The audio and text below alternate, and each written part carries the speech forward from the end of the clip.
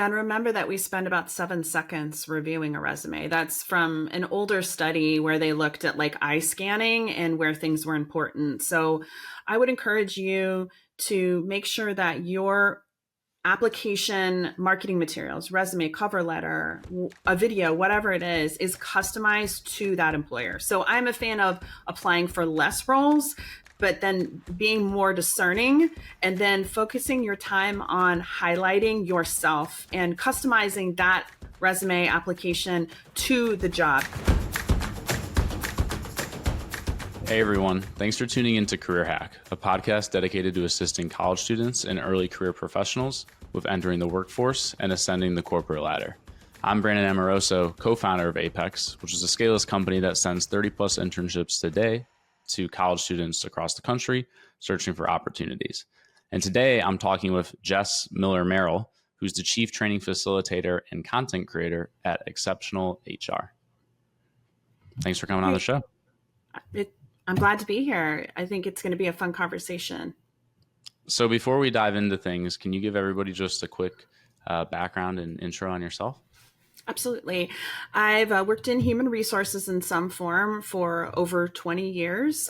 I started out in corporate human resources, working for a lot of larger companies before I started a blog in 2005 that became a business. And I focus on training and really coaching and facilitating for the human resources and workplace industries. What are some of the ways that you've seen that evolve since you started, back in 2005 to today? Are you talking about like social media and like blogging or HR?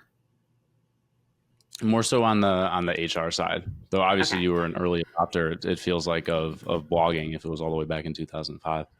Yeah, I was one of the first HR bloggers. There's a whole crew of us now, but really on the HR side, HR is much more involved than they were before. I would say we're much more strategic in our roles and more involved in the business and understanding the business of the workplace versus what HR originally was, which was kind of a office manager, administrative assistant that was responsible for employee orientation and creating employee files. So now we're building strategies. We are helping support and train our managers and leaders. And then we're organizing recruitment and hiring efforts, maybe like internships, entry-level hiring, all those different programs.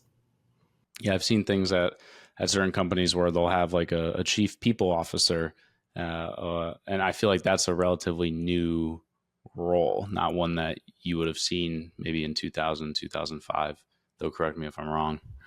Definitely, it's a new role. I'm also seeing like chief experience officer as well as another new type of role. It's just the focus is on employee conversations and engagement versus thinking of people as a form of human capital, which is what human resources kind of is all about. Like it's looking at the line items on financial statements and thinking about the people behind it, but chief people officer, chief experience officer, more about the individualization and the personalization, and then just those human people stories and taking care of people versus just offering kind of a la carte benefits or a, self-serve program.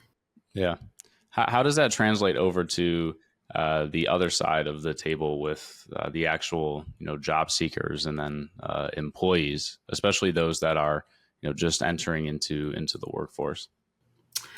I think that hopefully things are more automated and processes are established so that employees or job seekers and candidates can get access to information, resources, and support throughout the hiring process. But I will say it really depends on the company size, because I've worked for companies that are 200,000 employees, but then I've also led organizations and people operations for 2,500 employees. And my ability to influence where I am and how I support employees, certainly like even the person power to be able to do that, is very different. So the experience that you're going to have as an employee really depends on the culture and then leadership. Are they focused on helping to make sure that people are put first and that we're really thinking about people as more than just a number or an application in the recruitment and hiring process? What are some green flags to look out for and some red flags to avoid?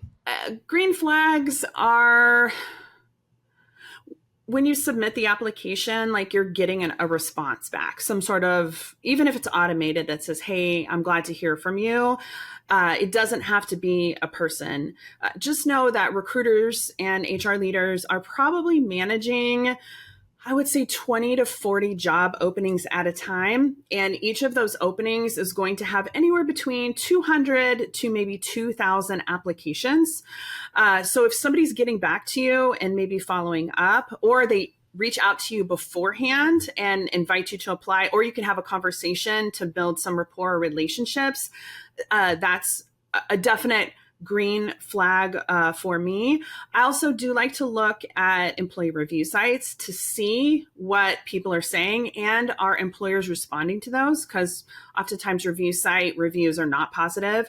But if somebody is receiving that feedback, collecting it, and at least responding, that is a green flag for me.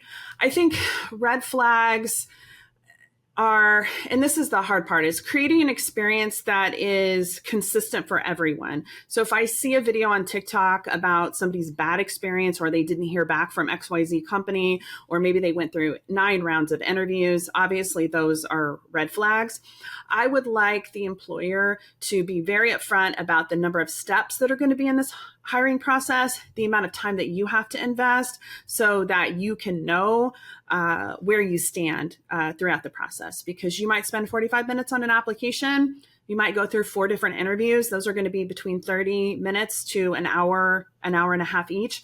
That's a huge investment of time for me as the recruiter HR person, but also for you, because you should not just be applying to one place. You should be applying to as many positions and jobs that you're interested in. And I would keep applying even though you're in the interview process. So you want to make sure that, because you don't know, quarterly earnings might come out and there might be a hiring freeze that's in place.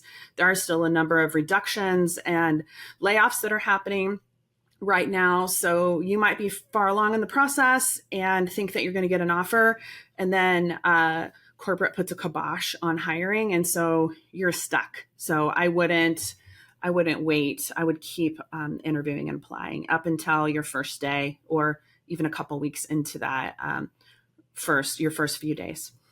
Yeah, I've heard time and time again that your network is critical for being able to find your next role. And so, the more that you apply, the more that you're putting yourself out there, the more that you're expanding that. So even if it doesn't work out with a particular company, you're still in their system for the next time around when you might want to apply or reach back out.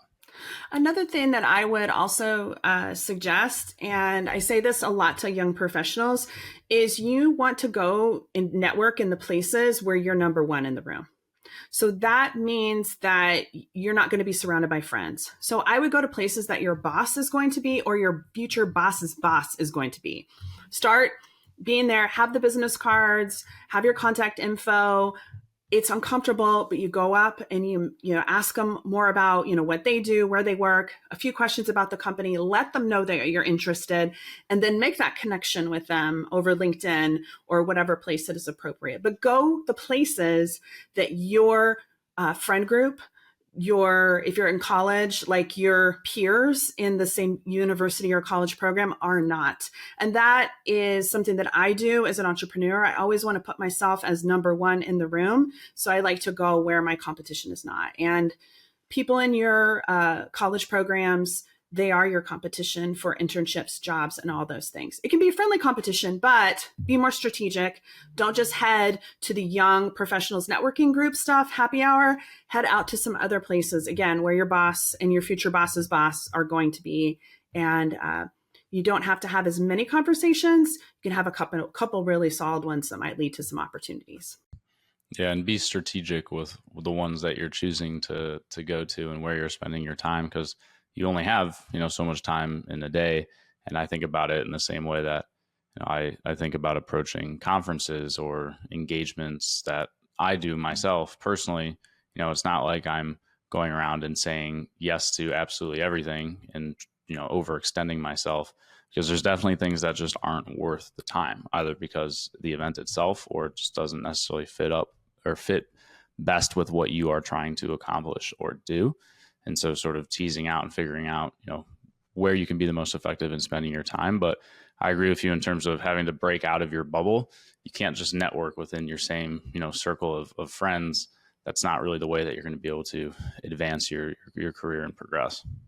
And even if you're an introvert, I would encourage you to step out. And it doesn't mean that you have to talk to everybody in the room. I am more introverted than most people realize. If you look at me on the internet, I love TikTok. I love to do video. I have my own podcast. Like, I'm out there, but I've created these spaces and I understand who I am, that I am a little bit more introverted. So I make sure that I do things. That's why I started the podcast, as a way to connect with other people like me, or people I wanted to meet and network with in a safe environment. Because I really don't like to be in a room of 1,500 people or a conference with 25,000. It's incredibly overwhelming to me. And I think that if you understand yourself and know who you are, you can work around those kind of things. So you don't have to go to all the things. You just need to be in the room with, the right one or two people, and that can change the path of your career. And I think, curating the more controlled environments and being able to have more personalized discussions versus if you're at a conference, with 1,500, even, let's say 20,000 people, there's a lot of conversations that are had, but I don't know how many of them, have any carry through or have that same level of personal touch. Agreed. And then it leads to kind of like shiny object syndrome, where you end up going someplace that maybe doesn't have the best benefit for you. It's more fun. Maybe there's a free happy hour that's happening, hosted by a vendor, but it might not be the room that you should be in. If your ultimate goal is, an internship or a job, or, for me, I'm looking for consulting contracts and different business development opportunities. So I have to be really strategic. And I would encourage you, before you go to those events, to do research. And that's why the internet is a wonderful place, because you can see the vendor list, an event list, maybe even an attendee list, and you can decide who you're looking for and want to connect with beforehand. And then you can do that even through social media platforms, LinkedIn, various places. Yeah, I found the connecting beforehand to be the most valuable and sort of pre-setting up or laying the groundwork for that introduction or meeting, because it's a lot harder once you're there to sort of just walk in cold. And you can do that research and that prospecting in advance to make sure that A, you're going to the right place, but B, that you have some sort of, connection when you're going. So as it relates to, you mentioned there's a lot of applicants that come through these roles. And, if you're an HR manager, you could be dealing with 20 roles, all with, 2,000 plus applicants. So how, on the hiring side, are they setting up processes and putting procedures in place to get to, the actual small cohort that they're going to even entertain to begin with for the role? And then what are some of the ways that the applicants can go about standing out for a role that, they're just one of 2,000 resumes in a pile that may or may not get passed over? Yeah, and remember that we spend about 7 seconds reviewing a resume. That's from an older study where they looked at eye scanning and where things were important. So I would encourage you to make sure that your application marketing materials, resume, cover letter, a video, whatever it is customized to that employer. So I'm a fan of applying for less roles, but then being more discerning and then focusing your time on highlighting yourself and customizing that resume application to the job, because so many of us, we are overloaded in HR and recruiting. We have way too many candidates. Our teams are much smaller than before COVID. Things have been reduced further and further and further. So we have more to do and less time to do it in. So customizing that resume and cover letter is going to help you pop. Because a lot of us use AI matching software. So the applicant tracking system, which is the online tool that you typically go and apply, it's called the ATS. That's where you're going to upload all your information, enter in all those things. When you take the time to customize it and you submit that application, A lot of times I will have specific requirements and then we use AI to match, and it'll tell me that a candidate is 75% matched. And then that's the group of candidates that I'm going to spend more time reviewing. So you do want to make sure that keywords are included, software, certifications, any of those things. The job description gives you a sneak peek of what they're kind of looking for, but I would also just research the industry or the role, because sometimes as an HR person, the hiring manager tells me, hey, I'm looking to hire for XYZ person. They don't give me all the information right away. I don't find out until 2 weeks, 4 weeks, 6 weeks into the process that they really wanted different things in the application. So take a look at similar roles, customize your information, submit that out, and then I will hopefully match you up. And then I'm going to give you a call and email, send you a text to have normally like an initial conversation or a phone screen. And that's really just for me to understand, are you a good fit? Because I only have so much time and I'm limiting the number of candidates that I'm sending to that first round of interviews, second round of interviews, and those sort of things. So, make sure that you have that you're checking your voicemail, that you have an appropriate email, appropriate voicemail response, those sort of things, because you don't want to disqualify yourself. And I will say that sometimes HR people and recruiters are a little bit petty. So when they hear an inappropriate voicemail or a misspelling or something, and I will say guilty as charged in the past, I have disqualified people for those things, and I could have been missing a really great candidate. But when you have 2,000 applications and you're only hiring for one person for that role, we tend to be a little bit more petty. So help me help you. Yeah, the little things add up, and why shoot yourself in the foot by not having some of the basics in place? Because that probably just goes to show the type of employee that you would be if you were to get that role. So yeah, you got to do a little bit of the groundwork to set your foundation for that. Yeah, and I think you have to remember that the hiring manager or the HR person that you're applying for and going to be talking to is likely, especially if you're a new graduate or an intern, a little bit older. And so how they look at the world and how they view like the corporate rules might be different than you. Even the terminology and lingo that we use, our comfortability with technology might be different than you. So take those things into consideration when you're thinking about putting yourself in the shoes of the HR or the recruiter. It's going to help me help you if you make it easy for me. Yes, I know that you're looking for a job and you have a lot of applications out. But again, we want to position ourselves in a positive light and in a way that is going to get us more phone calls so that we can have more opportunities to talk about our skills and experiences and why our passion and interests align with the organization. I find the one thing I find slightly amusing about the application process now is that both the employer and the candidate are leveraging AI. And so it's at some point just going to become like a battle of the AIs, whether it's the candidate or the employer, to get through to who the people are that they are going to speak with, because candidates are using it for the resume building, the cover letter building. You could just take the job description, put it in the ChatGPT and ask it to write you a cover letter that fits best for what was laid out in that position.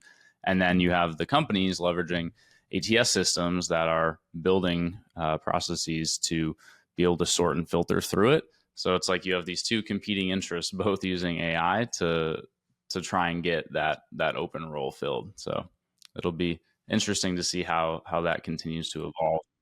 I would caution right now, because AI, particularly ChatGPT, is still new and it's not completely perfect. I can tell when you send me something that you haven't edited that it's AI generated.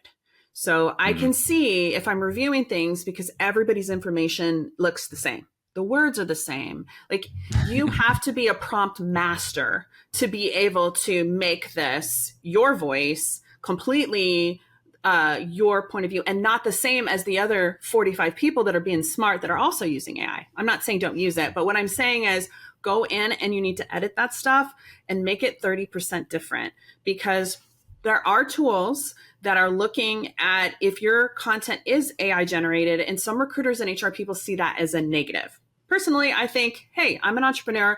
I am always looking for quick tools and automation to make my job easier, but not everybody in an organization feels that same way. So do take the time to customize it. Do take the time to fact check it and make sure that it is uniquely you. Because what I'm seeing right now is just like back in the days when Microsoft Office it had their own Word resume template and everybody would frickin' apply with that thing. They would upload their resume and it was the same template. I'm seeing that now.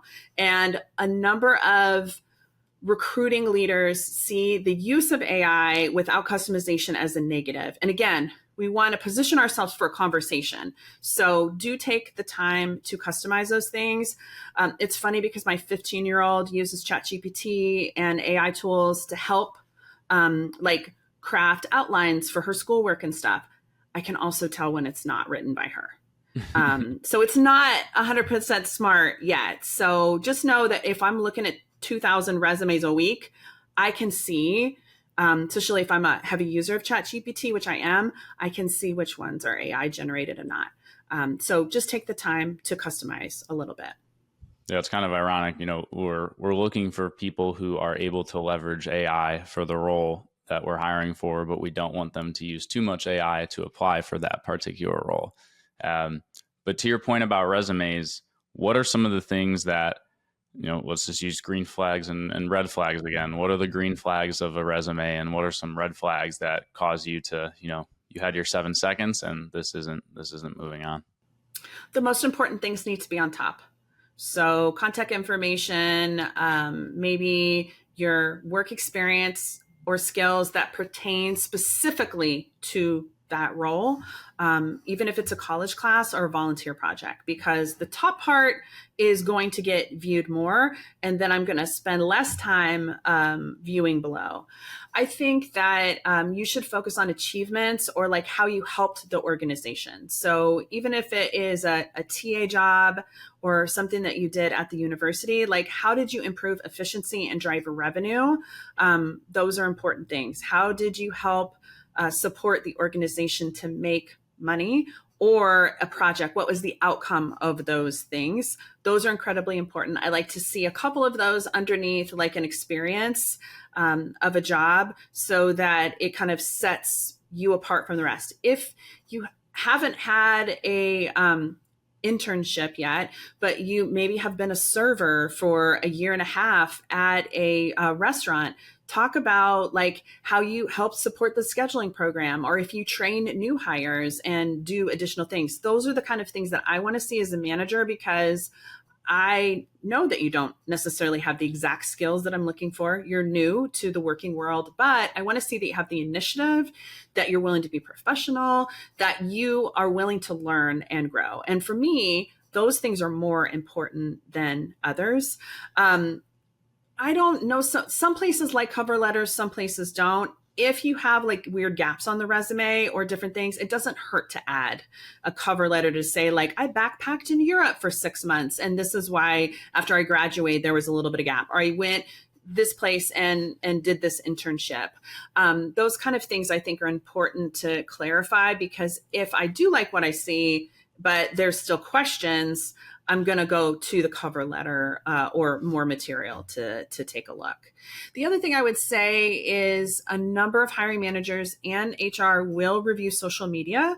So make sure that your LinkedIn profile is updated, that you have references listed, or at least people who have given you some accolades about your experience, even if it's a teacher or maybe somebody that you worked with at, that restaurant. These things are important and build up that list. And I want to see that you are posting occasionally, not all the time.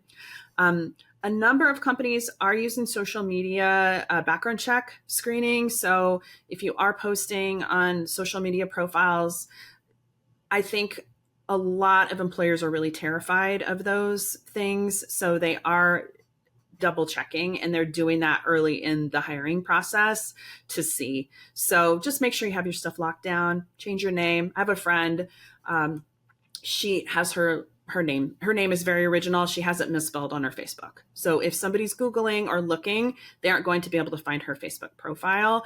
You can make small adjustments and the algorithm for those social media background check sites or a quick Google search by a hiring manager, HR person is going to miss those things. Yeah. I think, to your point about how many applicants there are for any given role, there's no reason, if you're at the end of the process and there's the top 3 candidates, well, then some of these things start to come into play as well. And so you wouldn't want to lose an opportunity because, employers you just have to look for things to, at the end of the day, you have to make it just one person. And so all of these little things add up and are really important to make sure you at least have, some awareness or buttoned up so that you're not shooting yourself in the foot in the process. I mean, if it's a choice between like me, Brandon, or you, and our skills, our experience, maybe internships or whatever, certain roles are kind of the same, but then I do a Google search and I see that you have a bunch of angry posts or videos, I'm going to say like, hey, that person seems like a little drama. We don't need any drama for our new hires this year. We're going to go this other direction. So just protect yourself. And I mean, I'm not saying personally, I don't want that kind of negativity in my space, but just be aware that these things could be kind of silent red flags that are keeping you from getting opportunities, because I'm not going to tell you those things I'm not going to give you that feedback about why you didn't get the job. I'm just going to send you the turn down letter and tell you that you weren't selected for the role. Yeah, that's true.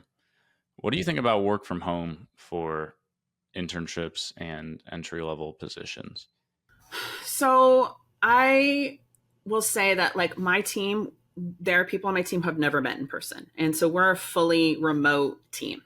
And I have always been able to work with teams like that and conduct training. However, it is a challenge to be a remote employee and not get the face time maybe that in-person office folks are going to get, or the opportunities to be able to do that. So if you're going to be entry level and be remote, you have to come up with a plan and a strategy to be able to stand out and maybe ask for like a one-on-one meeting twice a month with your boss, or come up with a subtle way to highlight your skills and experiences in the work that you're doing without making it obvious that you're doing these things. I would focus, if I was remote, on building relationships outside of the team as well into different parts of the organization, so that you have the networking that you get in person that you don't necessarily get the same way when you're working remote.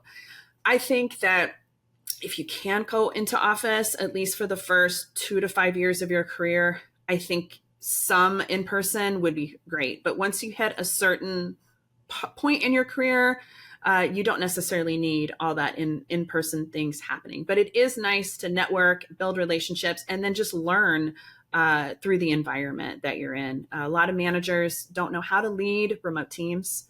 They suck at it, frankly. And you're going to miss out on great opportunities at a company because you're remote only, or you're only in the office a couple times a week. So use your judgment, but I think the further you get in your career, the more established you are, the more of an expert you are, the more likely that you can work more remote if the company can support that. Yeah, I think remote work has been sort of over glamorized by social media and the work out of a van for 6 months, and like that's great. Don't get me wrong, that's like, as soon as my daughter graduates high school, that's my goal. Like, I'm moving to Mexico, I'm working on the beach, but I also work for myself, and I am setting up and have set up my business to be able to do those things. There are organizations that encourage that. One of my favorite is actually an applicant tracking system, an ATS, that you might be applying for jobs. It's called Greenhouse Software, and they do offer remote work, but then they offer a sabbatical. So they encourage you to travel a certain amount of days a year to different places, and encourage you to work from those spaces to have those different experiences. But I think the news has picked up kind of this quiet quitting or this quiet vacationing where everybody's doing those things. Personally, I don't care if you are on my team, more power to you, as long as you get your work done. But again, I'm a small company, a small business. A lot of these other organizations are looking at the bigger picture. And if I think about like the last tech boom, Yahoo Yahoo even came back. They were letting everybody work from home, and everybody was working remotely in San Francisco out of their offices. And then what they were fearful of is that people were starting startups and not working while they were remote and setting up their own companies. So then they required everybody to come back to the office. This shift that's happening now, it's because the employers have the power. Jobs are harder to find, but things will shift when we go back to a market where there are we need more candidates to fill these roles than y'all are available. And so then they'll start offering these perks and benefits. I've seen it happen many times throughout my career. So you might have to go into the office. It's okay. It's not forever, potentially. Just know that you want to like networking, make the most of it. So build those relationships, network with people, try to make time to go to lunch with colleagues and friends, because these are the people, as they get promoted, will take you with them to the next place. And, I have friends who have worked with the same manager group for 20 years because they built those core relationships, and that happened in person at a location. Yeah, we used to hire a ton of like right out of school talent. And then my previous business got acquired by a fully remote company, and we all went remote, and we still tried to do the, sort of the entry level talent. But even those who thought they wanted it, it's not as glamorous as it might seem, waking up, working, at your parents' house, not being able to leave, and then going to sleep in the same spot versus, getting to actually go into the office, meet with a bunch of other people around your age, form friends more so almost than anything, like have that social showering in place. Yeah. Doing the kinds of things, because it can get like remote can feel like kind of the same day over and over and over again. So yeah. Things will shift, but I think it's necessarily a bad thing to go into the office. I just think that if you are going to have a hybrid environment, just to be clear upfront with your manager or some sort of remote, like what the expectations are, but know and understand that right now the employers have the power. And I have seen a number of companies say, haha, just kidding.